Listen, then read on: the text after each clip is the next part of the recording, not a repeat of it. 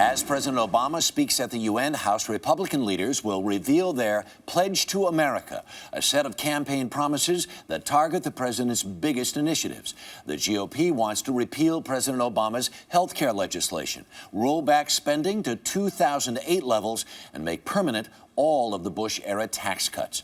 Joining us now is Indiana Congressman Mike Pence, chairman of the House Republican Conference. Good morning, sir.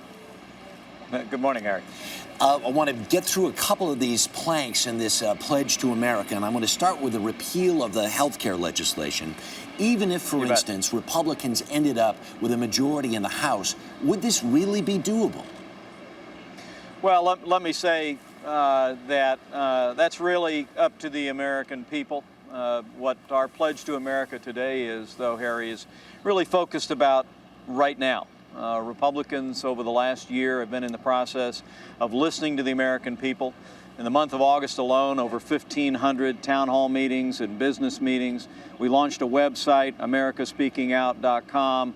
And what we'll raise the curtain on today out here in Sterling, Virginia, is an outline of an agenda that we'd like to see Democrats bring to the floor this week, today, that will focus on getting this economy moving again, getting spending under control, and yes, it includes rolling back both the failed economic policies and the broadly rejected government takeover of health care that was enacted last March. Because one of the things that is talked about in the pledge is about job creation, and among the ideas there is a 20% reduction in income tax for small businesses. How is that fundamentally different than all of the small business initiatives that have already been proposed by the Obama administration? Well, what we're really talking about is a 20% deduction immediately on the bottom line of every small business owner and family farmer in America. But you're also going to hear Republicans today standing out here, as I am, in front of a small business in Sterling, Virginia.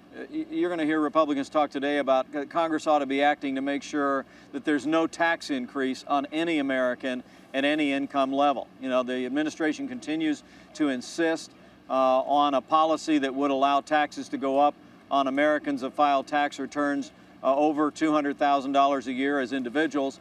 Well, the majority of those folks are actually small business owners filing their taxes as individuals, and we just simply believe that raising taxes on job creators won't create jobs. And in our agenda we'll unveil today, the Pledge to America, we're going to call on Congress to act right now, and not only on that 20% business deduction, other job-creating proposals, but also to act immediately to make sure that no American faces a tax increase in January of next year. Some of your critics say this is all in reaction to the Tea Party. You even have critics on the Pledge to America from the right. I read one this morning, said none of this is conservative enough. He called it mom-tested and kid-approved pablum.